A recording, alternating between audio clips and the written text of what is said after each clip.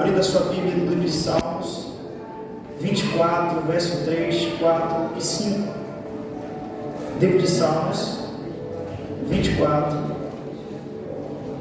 verso de número 3.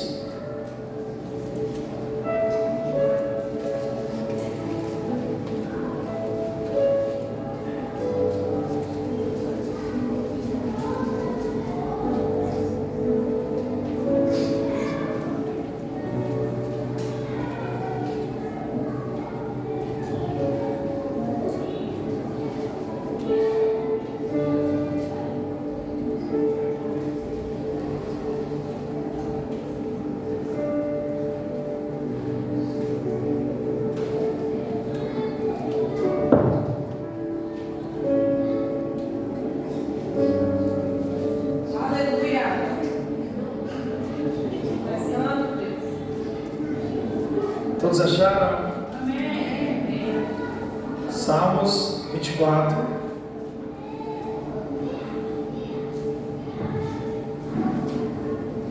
Verso 3. Diz assim: quem subirá ao monte do Senhor? Ou quem ficará em seu santo lugar? Aquele que tem as mãos limpas e um coração puro, que não elevou sua alma para a vaidade, nem jurou enganosamente. Ele receberá a bênção do Senhor e a justiça de Deus da sua salvação.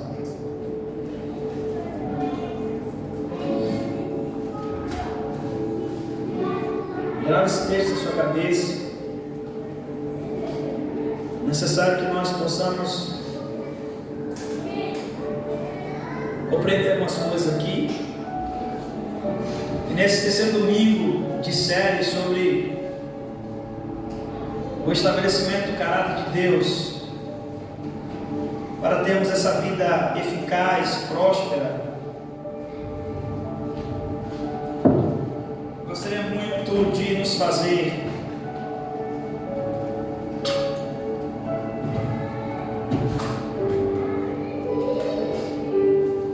refletir sobre isso.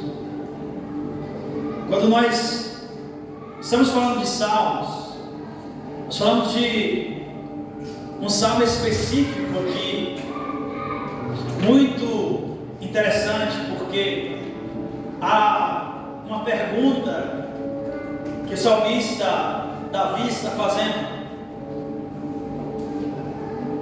Se nós crescermos aqui a nossa linha de entendimento, saindo do contexto das perguntas que o salmista está fazendo no versículo 24, no versículo 3 e 4, e com essa resposta, que é uma resposta bem afirmativa, principalmente no verso 5, quando ele diz: este receberá do Senhor a bênção e Deus o seu Salvador e fará justiça. Nós vamos encontrar duas coisas que são verdades desse texto, porque isso não é uma revelação do presente, não é uma revelação de alguma coisa que havia acontecido. Quando lembramos de Davi, nós lembramos logo daquele homem guerreiro que vencia as guerras por ouvir o Senhor. Lembramos também daquele menino que derrotou um gigante.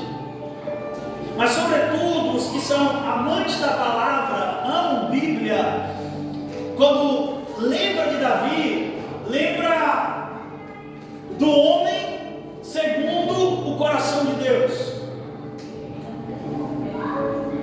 Julgo isso, que esse contexto de homem segundo o coração de Deus seja algo muito pesado sobre a vida de alguém.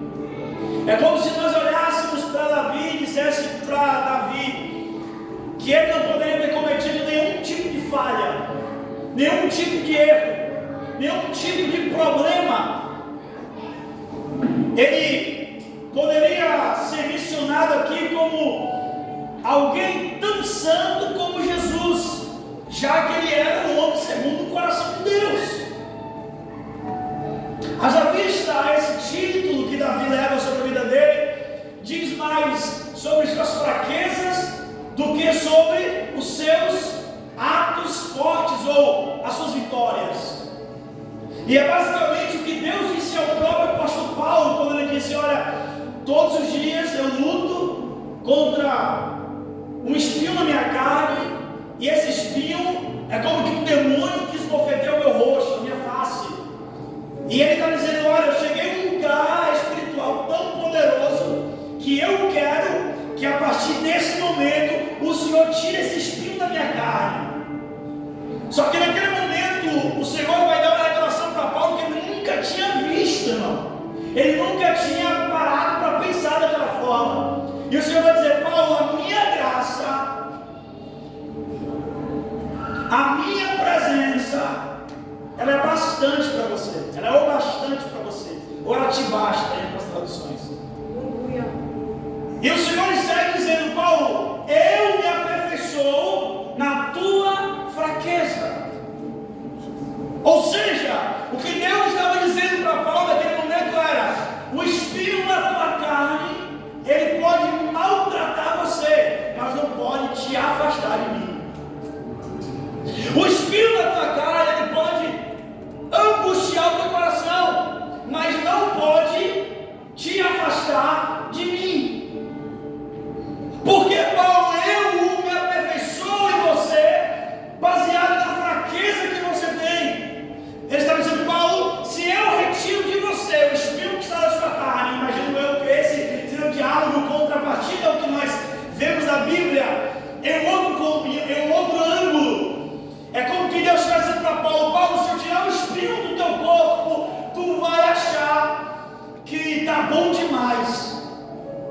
Eu preciso manter você entendendo que você ainda é um ser humano. Eu preciso manter você entendendo ainda que você só resiste às provações porque você está mergulhado em quem eu sou. Você está totalmente dado em quem eu sou. E a prova disso é que você não está mais suportando o espinho na sua carne.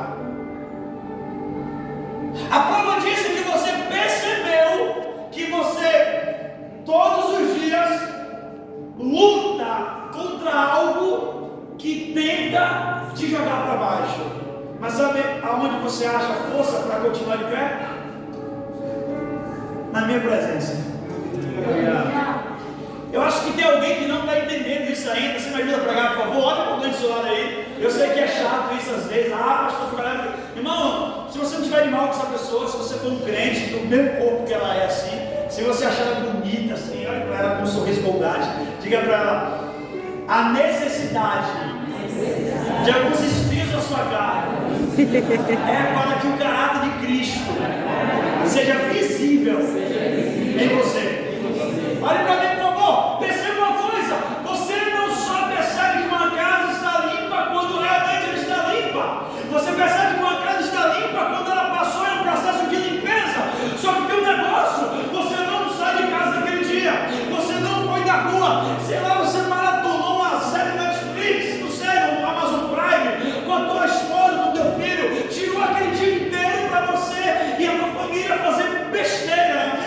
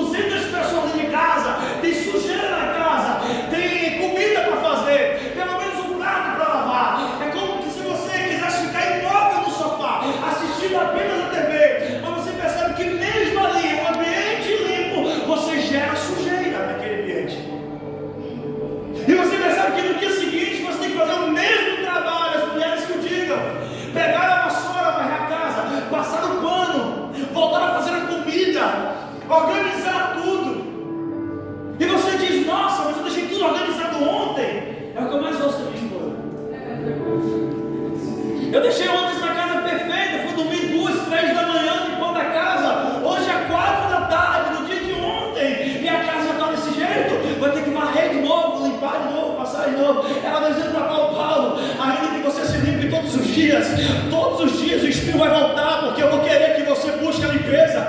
Eu vou querer que você entenda que o que te sustenta em minha presença é o espinho na carne que você tem. Paulo chegou desesperado de tal maneira que ele disse: olha, o bem que eu quero fazer eu não faço, mas o mal que eu não quero eu acabo cometendo. Eu não suporto mais. Mas você viu Paulo se desesperar em algum momento fora do diálogo dele com Deus? Paulo tomou chicotada na cadeia. E sabe qual é a murmuração de Paulo? Ô Silas, está tudo doendo, mas é necessário que nós agora possamos adorar. E Paulo adora e as cadeias se rompem. Sabe, Paulo está dentro de um contexto de lealdade a Deus tão grande que ele está subindo todos os dias. Enquanto o menino está dizendo: olha, esse cara é o homem de Deus. No terceiro dia ele vai olhar para ele e vai dizer assim: sai dela, espírito de adivinhação. Paulo não andava por aquilo que as pessoas falavam. Paulo não andava por aquilo que os demônios apontavam. Ele andava de acordo com aquilo que Deus queria que ele fizesse. Sabe, nós precisamos começar a compreender que o que Deus quer fazer em nós é muito maior do que o que nós imaginamos. O que Deus quer fazer em nós vai muito além do espírito que nós carregamos em nossa carne. O que Deus quer fazer em nós é uma total dependência para que a vida carnal seja sucumbida pela vida espiritual. Por isso, quando nós olhamos para o salmista aqui, existe a segunda coisa a destacar. Qual é a primeira coisa, pastor? Então, que o senhor falou, a primeira coisa, só saiu largando a metralhadora. Deixa eu dizer, a primeira coisa é você compreender que quando o salmista está dizendo: quem pode subir ao monte do Senhor? Quem pode ficar de pé no seu santo lugar? Essas duas perguntas não remeteria a uma pessoa no contexto fora do céu. O salmista está falando de Jesus aqui. Ô pastor, mas é Davi. Sim, é Davi. Se nós acompanharmos o restante do texto do Salmos 24, nós vamos encontrar Davi ainda aqui dizendo: olha, a minha mente transfigurou a um acontecimento que ainda há de surgir, segundo uma linha teológica muito forte. Qual é esse acontecimento? Levantaram a porta das suas cabeças, porque vai entrar o Rei da Glória. Quem é o Rei da Glória? O mesmo salmista que está perguntando, baseado em um momento de louvor e adoração, é o mesmo que está tendo a revelação e resposta. O salmista não está falando sobre uma pessoa que vai surgir, ele está falando sobre Jesus. É um contexto que obviamente surgiria porque Davi é anterior a Jesus. Inclusive Jesus é chamado aquele que é a estrela de Davi, aquele que é da linhagem de Davi, da casa de Davi. Então, quando nós olhamos aqui, Davi não estava falando de alguém qualquer. Ele estava aqui se referindo ao próprio Jesus. E embora Davi é anterior a Jesus, esse salmo é fundamental para conhecermos a capacidade espiritual profética revelada pelo Espírito de Deus a nós. Era como que Davi tivesse um ambiente impossível de enxergar o futuro tão claro, mas Davi estava enxergando. Esse salmo é um salmo que traz uma revelação muito poderosa, porque da mesma forma que eu já disse algumas vezes aqui no altar que João estava tendo essa revelação, quando os selos estavam para serem abertos e ninguém tinha sido capaz de abrir, e ele começa a chorar dizendo: olha, quem abrirá? E dentro do contexto dessa revelação do salmo aqui, é Davi tendo essa visão: olha, o Senhor vai chegar e as portas terão que abrir-se, porque vai entrar o Rei da Glória. Ele diz: quem é esse Rei da Glória? É o Senhor dos Exércitos. Só que no contexto espiritual, profético aqui desse texto, esse mesmo acontecimento do céu realizar-se-á na terra. Quando isso, pastor? No dia do Senhor. Porque esses portões também são referentes a Israel. É como chegou o momento de Deus enviar Jesus uma vez mais, ou seja, a segunda vez, e Israel tem que obedecer à expectativa que todos aguardam a segunda vinda do Messias. Então, quando o Senhor está olhando para Davi, ele está não apenas dando a Davi um entendimento profético de algo que ia acontecer, ele está trazendo Davi um ambiente espiritual que seria incapaz de Davi estar se não fosse baseado a revelação do Espírito Santo. Aqui eu quero abrir um parêntese forte para mencionar a segunda coisa desse texto. Deus nos convida em uma vida espiritual. Deus nos convida a andar em um ambiente espiritual. Deus nos convida a entender o ambiente espiritual. Nós não somos e não podemos ser pessoas enganadas e enganosas. Por que, pastor? O contexto enganados é pertencer a uma revelação e não conhecer a esta revelação. E enganar por quê? Porque logo quando eu não conheço, eu ensino qualquer outra coisa, menos aquilo que eu desconheço. Afinal de contas, para eu ensinar, eu tenho que saber o que eu estou ensinando. Inclusive hoje é 15, né? Dia do professor. É bem típico falar sobre ensinar hoje. Uma vez que nós entendemos que o Salmo se trata de Jesus, nós precisamos também compreender para podermos destacar aqui em relação a essas mãos limpas. Esse coração puro do texto que é simbolizado a pessoa de Jesus e essa vida limpa da mentira e da falsidade, porque quando o texto ele continua discorrendo, ele é claro em dizer que quem subirá ao monte do Senhor. E o texto diz que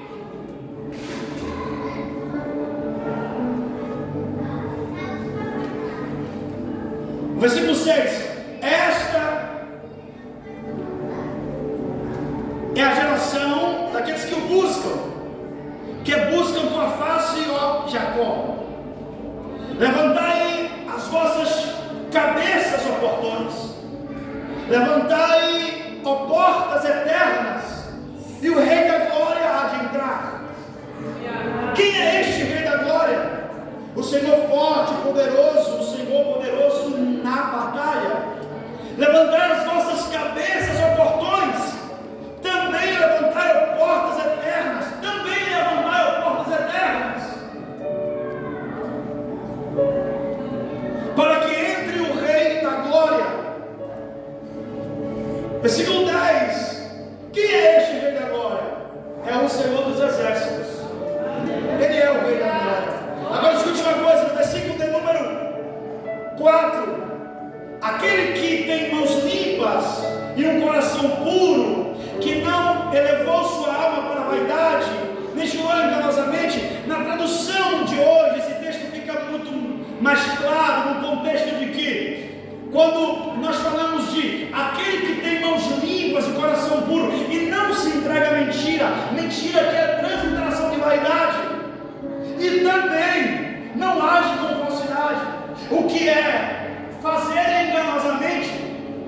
Quando nós trazemos esse texto a uma realidade de padrão, nós estamos tendo o padrão que é bíblico e que deve existir em nossa vida, que é o padrão de sermos como Jesus. E eu queria destacar aqui esse contexto, porque, irmãos, porque nós precisamos entender que esse coração puro, essa vida limpa da mentira, esse contexto de não andar em falsidade, é ser discípulo de Jesus. Observe que Romanos vai dizer, no versículo de número 7, no capítulo 7, perdão, no versículo 5: pois quando éramos controlados pela carne, as paixões pecaminosas, despertadas pela lei, atuavam em nosso corpo, de forma que dávamos fruto para a morte. Sabe qual é o maior erro do cristão, irmão? É querer viver uma vida onde tem uma espécie de vida dupla. Queremos nós separar a vida carnal da espiritual. Nós estamos tão apegados a habitar em um ambiente de vida carnal que nós isolamos a espiritual. E parece que nós conseguimos fazer isso todos os dias. Sair de casa e pendurar o nosso casaco espiritual e esperar o nosso minuto. Parece que nós conseguimos ser normal todos os dias. O que nós não conseguimos todos os dias é habitar no ambiente espiritual, caminhar de acordo com o Espírito. E é exatamente aqui onde a igreja erra. É exatamente aqui onde os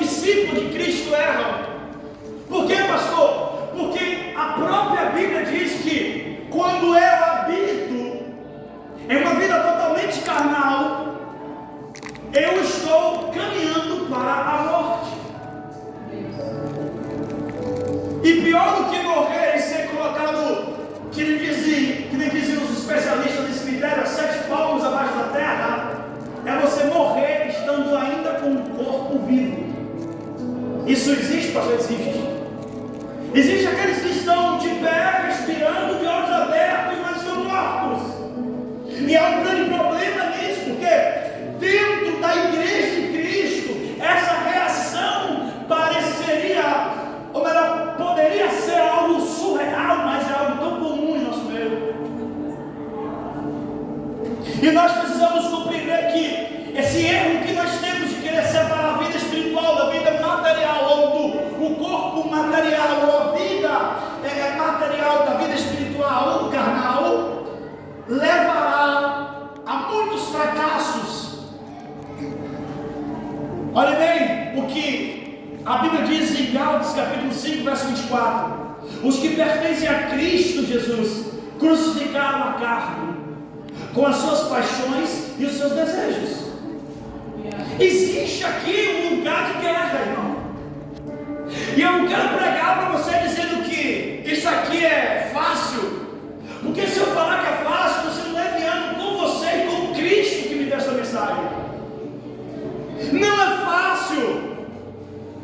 É uma luta onde a carne milita contra o espírito, e o espírito milita contra a carne. Há uma guerra diária dentro de nós. Agora, o que nos fará ser melhores e maiores é quem nós vamos alimentar mais. Você está aqui? Amém. Gálatas 5,19 diz: as coisas que a natureza humana produz são bem conhecidas. Então o que é aquilo que nos faz ser naturais, carnais, a ponto de sermos destituídos de toda a nossa credibilidade dada por Jesus? Gálatas 5,19 tem essa conclusão e essa afirmação. Diz assim: as coisas que a natureza humana produz são bem conhecidas. Elas são a imoralidade sexual, a impureza. Olha aí, o coração puro, o que a carne faz? Ela traz impureza. Ações indecentes, a adoração de ídolos, as feitiçarias. Por que as feitiçarias, principalmente na nossa era do século XXI, tem sido tratado como algo comum? Por que nós temos um índice de crescimento de jovens que estavam na igreja e saíram da igreja para uma cultura de feitiçaria? E sabe como esses jovens começaram a ser, de uma certa forma, pesquisados, suas emoções,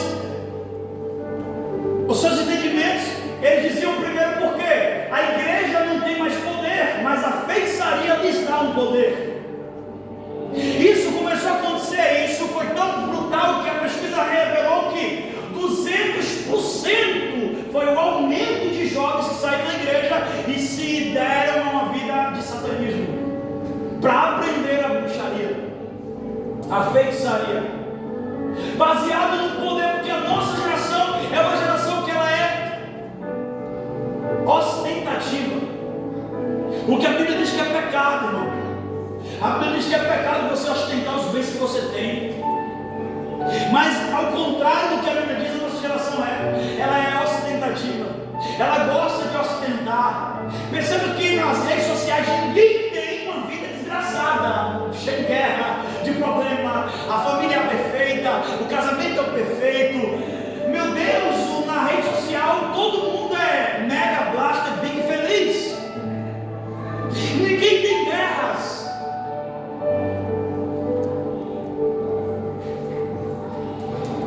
E de repente você vê alguém dizer assim: nossa, fulano se suicidou, Beltrano está com crise disso, crise daquilo. Mas como? Você vai ver o relato da pessoa moral maravilhosamente maravilhosa, não tem problema nenhum, porque a esta geração foi-lhes dado uma oportunidade de ser profundos em Deus, e por recusar essa oportunidade, a vida de alguns estão sendo levados à profundidade da imoralidade carnal, e a imoralidade carnal gera orgulho, e o orgulho gera prepotência.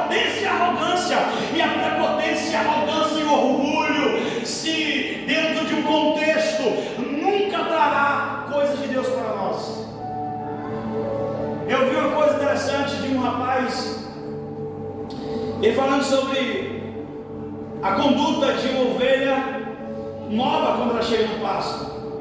Sabe o que acontece com a ovelha nova quando ela chega no pasto? Ela é colocada no pasto ali, e no meio das outras ovelhas que já estão ali, que são antigas. Sabe o que ocorre? As antigas, elas vão para cima da nova. Só que elas não vão para matar, para machucar. Elas vão e elas começam a esfregar na nova. E a nova, ela fica no meio das antigas que já estão ali no pasto há muito tempo, e ela fica se deliciando naquilo que ela está recebendo. E sabe o que isso quer dizer? Quer dizer que as antigas estão passando a mensagem: você tem que cheirar como a gente, você tem que estar sujinha como a gente, você tem que estar perto da gente, você tem que estar igual a gente. Essa é a mensagem que dá a entender daquilo ali que está acontecendo.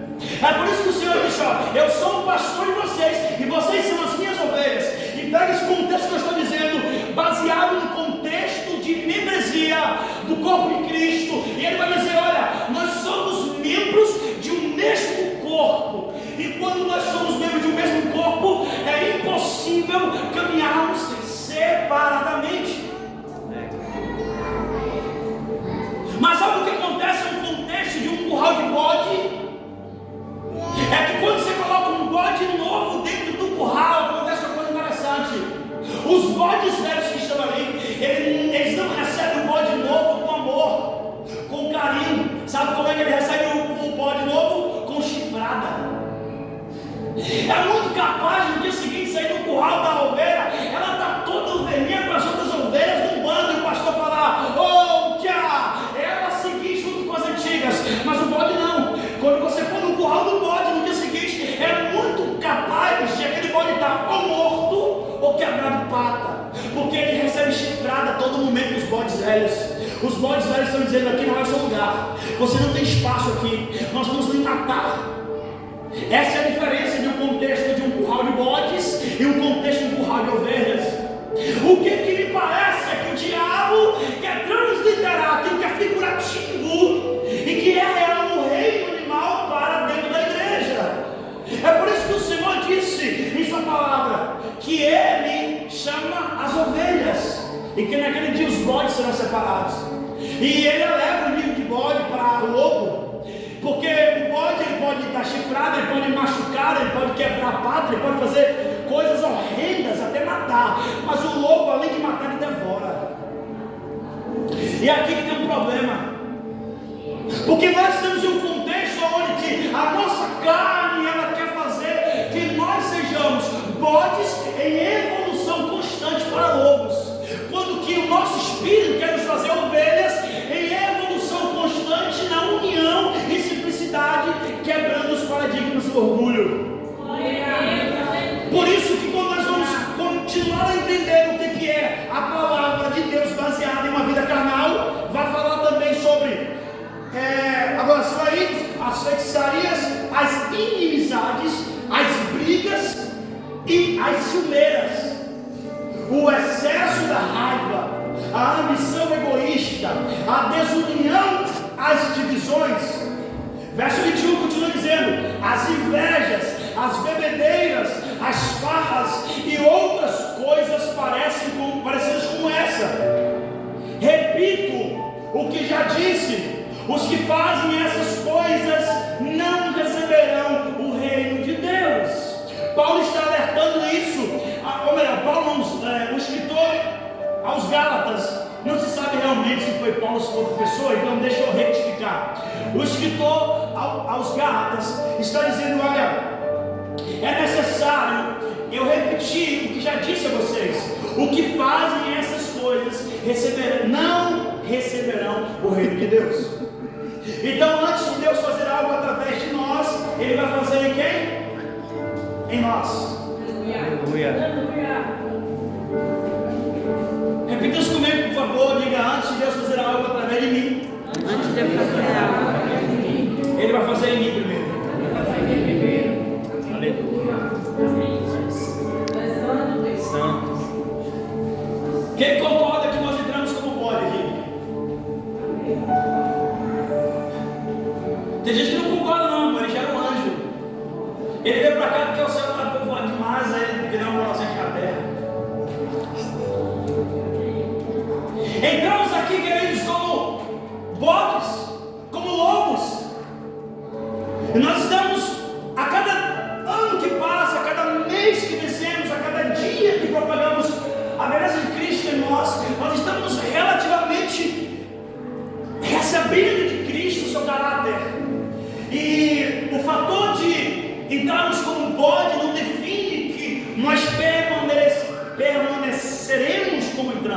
mas nós seremos impactados pela glória de Deus que está aqui. E o Cordeiro nos fará ovelhas perfeitas, semelhante à sua vontade. Por isso, Gálatas capítulo 5, verso de número 22, mas o Espírito de Deus é diferente, ele produz o amor, a alegria, a paz, a paciência, a delicadeza, a bondade, a fidelidade, a humanidade e o domínio próprio, a humildade e o domínio próprio.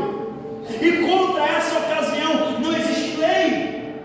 O Espírito de Deus, contrapartida daquilo que a vontade carnal consegue executar, ele produz em nós características que só tem quem está devotado em Deus. É por isso que eu tenho dificuldade de me relacionar com cristãos que você não sente o amor de Cristo dessa pessoa. Ela não tem alegria, ela não tem paz, também não tem paciência, não é delicada, não tem bondade e muito menos fidelidade, não tem humildade e também não tem domínio próprio. Por quê, pastor? Porque Gálatas 5:22, isso é muito claro que o Espírito de Deus é que produz isso. E se isso não habita dentro de mim, falta o Espírito de Deus em mim. E não há problema faltar o Espírito de Deus em você. Belezinha. Não. Deixa eu me completar para você entender. Não há problema faltar o Espírito de Deus em você, desde que você entenda que está vazia ou vazio do Espírito. E você comece a acelerar os seus passos a uma caminhada de encontro ao Espírito Santo de Deus. Porque nesse terceiro domingo desta série, estabelecendo o caráter de Cristo para a vida saudável e eficaz, a primeira característica de toda a série, quando eu penso no meu coração, é: seja cheio do Espírito Santo. Porque é impossível ter o caráter de Cristo dentro de nós se nós somos vazios do Espírito de Deus. Qual é o problema da juventude migrar para o outro lado? É que a igreja de Cristo, aquelas pelo menos que se diz igreja, estão tão apegadas em eventos e conexões que esqueceram da conexão com o céu. A comunhão não deve deixar de existir. Sobretudo, a comunhão da igreja deve ser inferior à comunhão do quarto. Quando ele disse: olha, entra no teu quarto, fecha a tua porta e fale segredo comigo, porque em público eu vou te recompensar. Eu entendi mais uma definição de público aqui. Ele estava dizendo: olha, nada que você recebe dentro do teu quarto é capaz de permanecer só em você. Eu te coloco diante dos irmãos da tua igreja, dos irmãos da comunidade, das pessoas que estão perto de você, e você passará para ela aquilo que você está recebendo no quarto. Oh, glória! Nada contra. Tem dia que você está mal, tem dia que você vem para a igreja mesmo e você não quer nem respirar direito. Você quer que Deus fale apenas com você, mas você não quer falar o que Deus tem feito com você. Tem esse dia que você chega num culto pela misericórdia, arrastado pelo compromisso com a escala, pela obrigação de cristão que você tem, ou para pelo menos mostrar exemplo para aqueles que você quer desenvolver com o Senhor. Eu sei que tem esse dia, mas deixa eu dizer uma coisa: tira esse dia aqui, por favor, não se ofenda. Eu tenho dificuldade em dizer para o irmão, você está com oportunidade. E o irmão do lado da cadeira diz assim: não, pastor, hoje eu não quero. Eu tenho dificuldade de receber esse não. Pastor, por quê, cara? Porque se eu não tenho o que entregar aqui, é sinal de que a minha semana foi uma porcaria sem Jesus. É isso que me deixa um pouco confuso. Eu entendo o dia mal que você tem, eu só não entendo que esse dia mal são todas as vezes que você vai ter uma oportunidade. Eu entendo o dia mal que você passa. O que eu não entendo é que isso é rotineiro sobre você. Você está sempre triste, você está sempre de mau humor, você está sempre fora da paz, sem paciência, indelicado, indelicada, está sempre longe da humildade, sempre longe do domínio próprio. E aí eu pergunto: aonde está o Espírito Santo de Deus em nós? Se o Espírito de Deus é que nos dá o amor, a alegria, a paz, a paciência, a delicadeza, a bondade, a fidelidade, a humildade, o domínio próprio, e estas coisas, contra elas não há lei.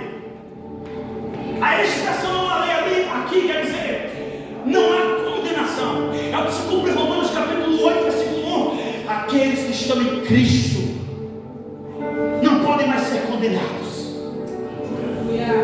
Ou seja, nenhuma condenação lá naqueles que estão em Cristo Jesus. Mas perceba que o texto diz que não vive segundo a carne, mas segundo o Espírito. Você não quer ser condenado, não viva segundo a sua carne. Eu sei que a sua carne não presta, eu sei que eu não presto em carne, irmão. Oh glória, eu sei que se o Senhor sair de mim, nada presto, nada sou. Esse evangelho de que você é o centro não existe, irmão. Isso só é uma mentira do diabo, de elevar o teu ego e fazer você morrer por você mesmo, de evitar que ele faça o trabalho satânico dele. Então, pregadores em cima do púlpito, dizendo ser os pregadores da hipergraça. Esse dias eu vi um jovem com eloquência, um cara, meu Deus do céu, tem uma capacidade monstruosa de arrastar pessoas para o Senhor Jesus. E o cara começou a dizer que Jesus te fez igual a Ele, e que nós somos o centro do amor de Deus. Aonde? Se a Bíblia diz que o Senhor Jesus, quando foi perguntado aonde estava o contexto de bondade dele, ele dizia: eu não sou bom, bom é o Pai. Jesus não tomou para si glória, quanto mais nós tomaremos essa glória. Eu não presto, eu não sou nada, eu só sou alguma coisa. Enquanto Deus estiver em mim, oxalá que seja até a eternidade. Eu não sou ninguém. Se ele sair de mim, não tenho capacidade nem de pegar o microfone e fazer o que eu estou fazendo aqui agora. Pensa em cara tímido, fraco, falho, nervoso, que não aguenta ver gente, sou eu.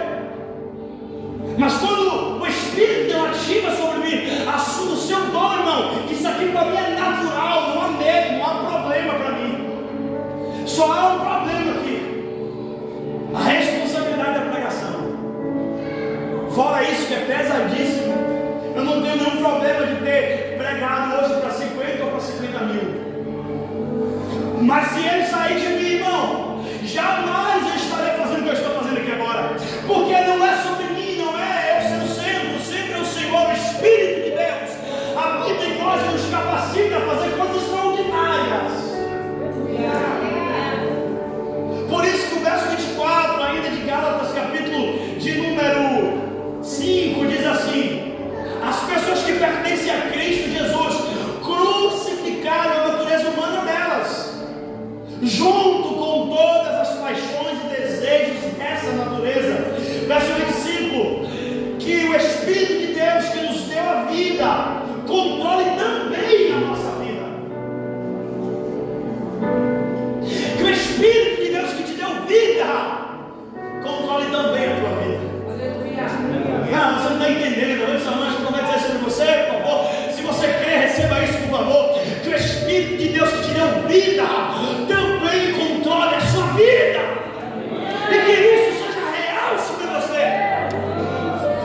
Que o Espírito de Deus que me deu vida controle a minha vida. Eu tomo isso para mim como pregador nessa noite. Eu preciso compreender que esse lugar é o lugar que eu devo estar. Por isso eu preciso entender também que a carne produz. Sabia que a carne produz? A carne produz, o Espírito produz, mas o que nós mais damos importância é quem vence e governa sobre nós. Observe o que a Bíblia diz em João capítulo 6, verso 63. João 6, verso 63. O Espírito dá vida. A palavra dá aqui não é dá com R, é dá com C. O Espírito dá vida. Pastor, não entendi, você é mais específico. O Espírito dá vida é diferente do Espírito da vida. Se o Espírito da vida vive em mim, eu tenho vida através dele. Se o Espírito da vida é um atributo, é como que ele vivesse em mim, mas não tivesse a capacidade, a não ser que eu incessantemente pedisse a ele para ele me dar vida. Mas se o Espírito de Deus dá vida, ou seja, ele é o Espírito da vida, isso quer dizer que quando ele habita em mim, automaticamente eu sou inserido a vida de Cristo sobre mim. Vamos lá, o Espírito da vida, a carne não produz nada que se aproveite. Versículo 63 de João 6. As palavras que eu disse são Espírito e vida. Boa. Nessa tradução, é o Espírito quem dá vida. Lembra lá, não é dar com é dar, porque ele é a vida. A carne em nada se aproveita. As palavras que eu vos tenho dito são Espírito e são vida. Por quê? Porque é palavras do Espírito, então ela já é espiritual e ela já produz dentro dela essa vida. Pastor, por que eu tenho que ir para a igreja? Porque se você não ouvir a palavra da vida, você vai andar em um ambiente de morte. Afinal de contas, nós ouvimos morte o dia inteiro, a semana inteira. Ligamos uma série para assistir porcaria. Assistimos porque nós somos teimosos. Assistimos o filme porcaria. Assistimos porque nós somos teimosos. Assistimos um programa de TV, não tem mais nada que presta. Assistimos um jornal, quando 90% não é uma manipulação, é certeza. É certeza. É 90% manipulação e 10% para ainda garimpar uma verdade. Principalmente a Rede Globo. Aquela carniça que lá em casa não vem. Graças a Deus. E as outras também não estão perdendo para ela. É por isso que hoje nós temos um problema na internet, que tudo agora é fake news. Você entra na internet, sabe que uma coisa é verdade, mas está lá a frasezinha embaixo. Foi verificado e o verificador contestou que é fraude, que é mentira. Clica no verificador para você ver quem é. É a galera que é dono da mídia, irmão. É não sei quem lá do UOL que é da Globo. É não sei quem, não sei de onde que é da emissora. Não existe mais verdade. E quando a verdade chega, há uma afirmativa que aquela verdade é mentira. Você já tentou compartilhar a verdade com eu muitas vezes no Instagram, por exemplo. Você vai tentar compartilhar a verdade e aparece. Tem certeza que é compartilhar essa mentira? O verificador diz que é mentiroso. Mas se eu sei que é verdade, eu tenho que acreditar que é mentira, porque ele está dizendo que é mentira. A manipulação, o ambiente do Satanás é manipulação. É você dizer para você: eu posso, eu sou, e ninguém pode nada contra mim. Quem é tu, ô bolacha do pacote? Quem sou eu, bolachinha? Quem é que faz alguma coisa? Que é Jesus. Coitados de nós, se Jesus não tivesse corrido na cruz por nós. Éramos os escravos do inferno, rapaz. Éramos os homens e mulheres que a Bíblia diz, e ele foi no inferno, pegou a chave da mão do diabo, libertou os cativos do cativeiro. Sabe quem eram os cativos? Era eu e você. Se ele não tivesse feito isso, não morrido na cruz, coitado de nós. Quem nós somos sem ele? Nada. Nada. Ah, pastor, não pode pegar as coisas não, porque senão os irmãos não voltam mais. Mano, a palavra da verdade nunca matou ninguém. Mas no mesmo João 6 aqui, Jesus vai ter essa experiência. E ele está encerrando com isso aqui, ó. O que eu estou dizendo aqui é Espírito e é vida. Mas se vocês querem, podem ir. Fiquem à vontade. E Pedro vai dizer: Jesus está muito duro, eu não estou nem aí. Tu quer ir, vai. Mas para onde nós iremos? Só o Senhor. Para quem nós iremos, melhor dizendo? Não é para onde, é para quem? Para quem nós iremos, se só o Senhor tem palavra de vida eterna? Você pode achar a pregação dura, mas você não pode julgar o profeta, julga a profecia. Você pode achar a pregação dura, mas vezes ela produz em você vida de verdade. Eu só te animo para o próximo culto. Eu não estou preocupado com a igreja cheia, irmão. Quem está preocupado com a igreja cheia, os amigos meus aí que são pastores, que tem meta no modo de ganhar alma. Com isso ou com aquilo, com fast food gospel. Aqui não. Eu não estou projetando número na igreja, eu estou gerando pessoas para morar no céu. Eu não estou preocupado com ninguém que está preocupado com o número. Sinceramente falando, o que eu vou fazer já me deu um problema, já me deu angústia. Hoje em dia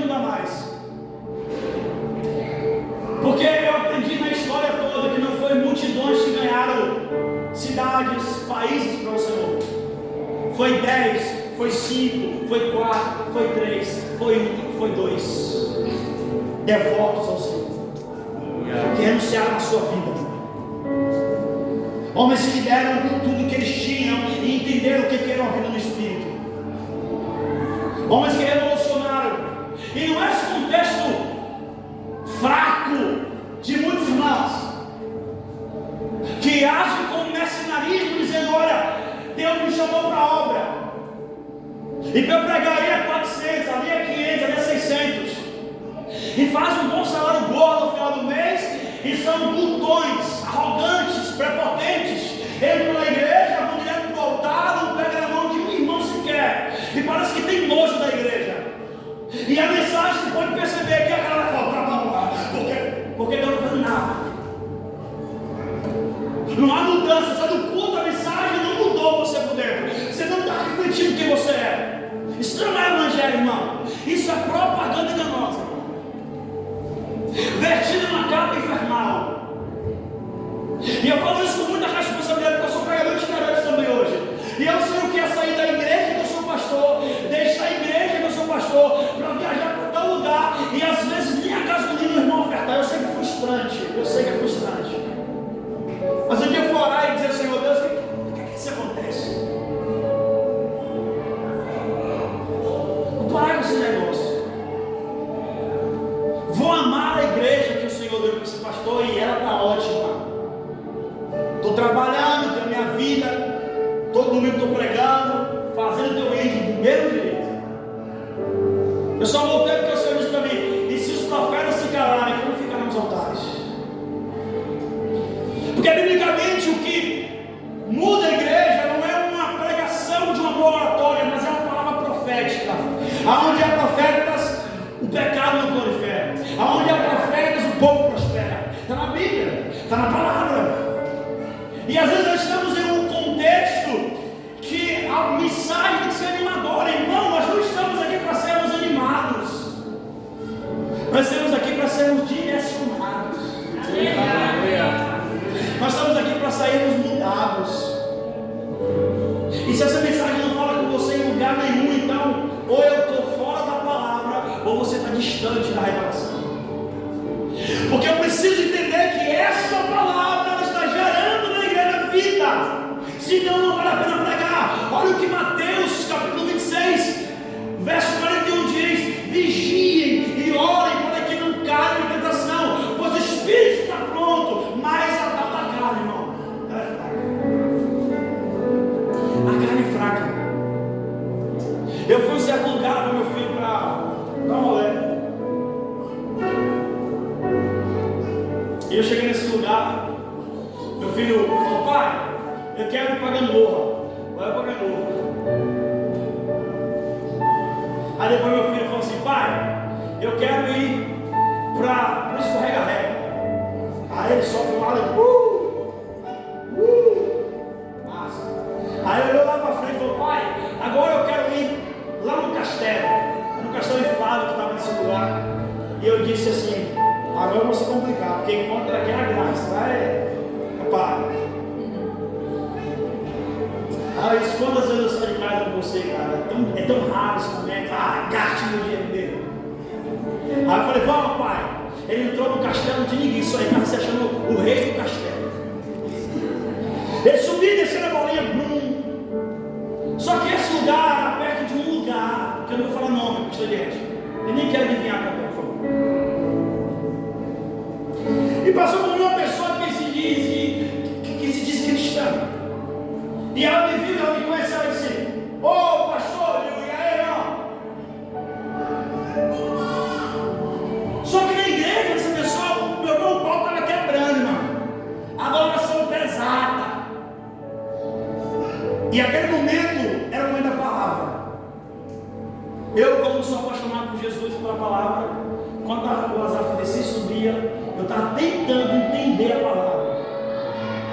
Daí chegou o irmão da nossa comunidade, da nossa igreja, e começou a conversar comigo. Faixa